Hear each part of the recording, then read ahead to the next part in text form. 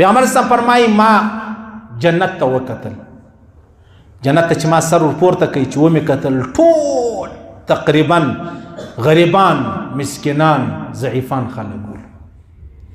صحیح دا ما په جنت کې وکتل.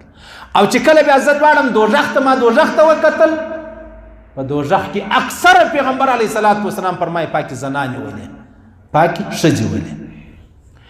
بیا ښځو پوښتنه وکړه ولې یا رسول الله زموږ څه قصور دی، زموږ څه ګناه ده، موږ کړي څه دي؟ پیغمبر علیه السلام ورته وفرمیل تاسو ناشکره یاست.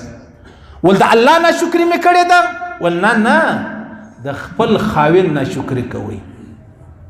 خاوند به مزدور وي، روزانې والا به وي، یو ځای به چوکیدار وي، یو ځای به شپانۍ، ماښام چې دی لره راسي دا هغه خبرې ورته کوي چې دا شپانه و مزدور و ملازم و هر څه وایي و یاره کشکې مرګ الله را کړی وی نه ته چې ته زما پر سر ناسته یې. دا څه کوي؟ دا شکر نه ادا کوي پر خاوند باندې. څونه ډېر یعنې تر ټولې زیات کیسونه مړه د لمانځه د زکات د روزي د حج د تبلیغ د جهاد نه راځي، ټول د ښځو مسلې راځي.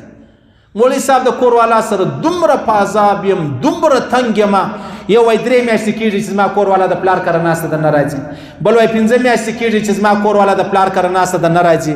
منم په نارینهو کې بد خلک ستا، منم چې نارینه د ښځو سره مطلب تر یو حده پورې ښه نه کوي، منم څوک، لیکن په ښځو کې 90% چې دي هغه په دا بلا باندې اخته دي.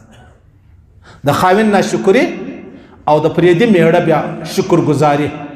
زما د خور داسې سړی و، ما سره دونه شو وکړو، زما سره داسې مېلمستیا راته وکړه، داسې ډوډۍ راته وکړه، داسې ښه راسره کول، زه به در قیامته نه کمیر.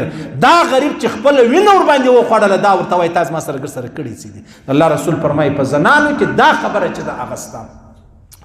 د زنانو یو بله ډېره لویه خامي چې د هغه دا د عاجزانو چې در چوکټ واوښتله بیا د هغه صفاته نسي.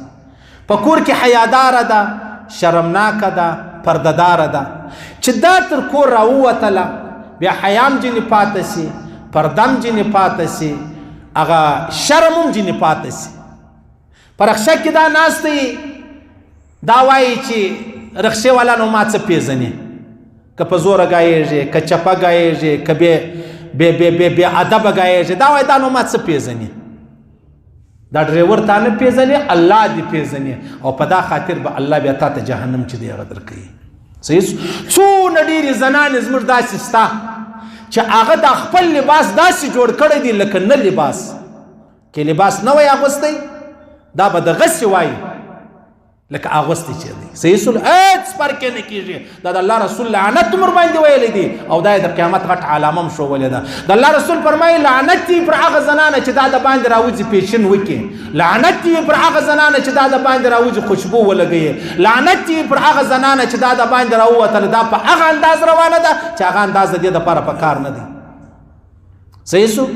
ما وختي ته ویلو پخوا زموږ ته زنانې، زموږ ته میندې، زموږ ته اناګانې اچو بر روانه او پر لارې باندې چې نارینه به ویل دي دا به یو دیواله ته ودرېدل او بیا به اکثره دا لاس د سینې سره نیولی ولو دا خپل د حیا او د شرم په خاطر. اوس خو ټول ځان هرې ښځې پر ځان باندې جهنم چې دی هغه واجب کړی دی. ورسه بار ملکو لره ولاړ سه څونه زموږ ته د علاقې و د وطن کورونه هلته د 15 کورونه حساب وکړه تقریبا 90% ورسه هلته دغه زنانې چې دي چې کوم لباس د انګریزانو د ښځو دی هغه لباس دی هم کړی دی. د دې دا خیال دی چې یاره زه نو اوس راغلی یم د دماکو د بمانو د مرګو ما ځان را بچاو کړی. نه نه نه مرې به خامخا به مرې، خامخا به مرې. دا ستا لباس د الله رسول لعنت در باندې ویلی دی، الله لعنت در باندې ویلی دی، د اسمان ټولو فرشتو پر تا لعنت ویلی دی. علما فرمایي چې کومه ښځه د خپل سر ژمنځ کې او بیا د بیدو ډېره معافي دا بیشتان نه دي و دې بیشتانو ته د ناولده سړي یو ورور دی، زوی دی، خاوند دی، پلار دی، اخو معلومه ده د ناولده سړي، ناولده سړي به نو لیوار در ورشم زه دا خو موږ ته خو د کور سړی بولو، بعض د باندې سړی به زه ګر څه نه ښیم.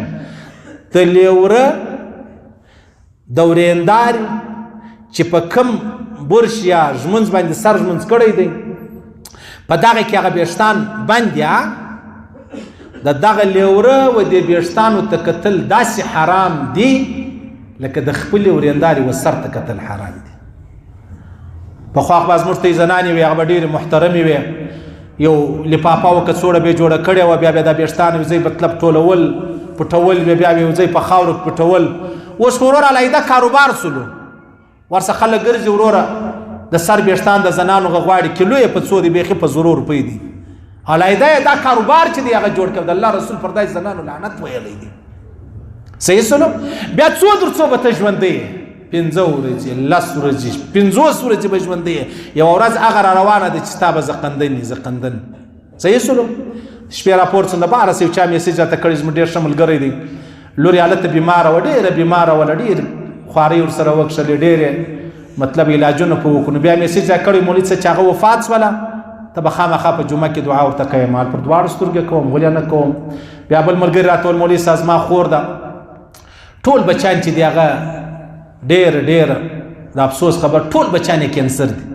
4 بچی پیدا کېږي هغه کې دا خبره. صحیح. دا اوس کې ولکشنی بچی پیدا شو هغه هم په دغه بیماري کې مبتلا ده. دا اوس کې 14 کالو لور وله هغه مړه شو، یو بل مړ شو. عجبه خبرې نه دي، څونه درنې خبرې دي. زنانې دې خبرې ته نه ګوري چې یاره یو ورځ ما ته دغه انجام ګوري، یو ورځ به زم په کټ کې خلکو اخیستې یم، جنازه به مې او بیا به مې قبرستان ته وړې، هلته به زه په کوم مخ باندې ځان ورښکاره کوم. الله رب العزت خو له ما پوښتنه کوي، دا ستا ورځې چې تا نرۍ کړې دي، دا ستا باړوګان چې تا څنګه کړي دي، دا ستا ویښتان چې تا څنګه کښلي دي، او تا چې د سر ویښتان کښلي کړي دي. صحیح سلو. څونه عجبه خبره ده. اول ځای ملګري میسیج کړی و مولوي صاحب زما دې ډېره بیمار ده، نو ډېره سپین سرې ښځه وه، ول دا راته وایي دا د سر ویښتان راسه مطلب کښني که یې کم که یې ختم کا، ډېره چمپازاب یم.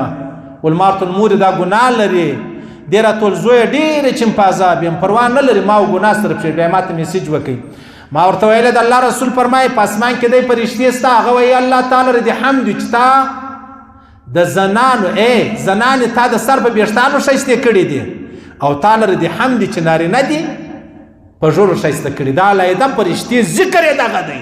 بیا چې دا خبره واورېدل ول الحمدلله انشاءالله بیا به نه وکړه. صحیح سلو.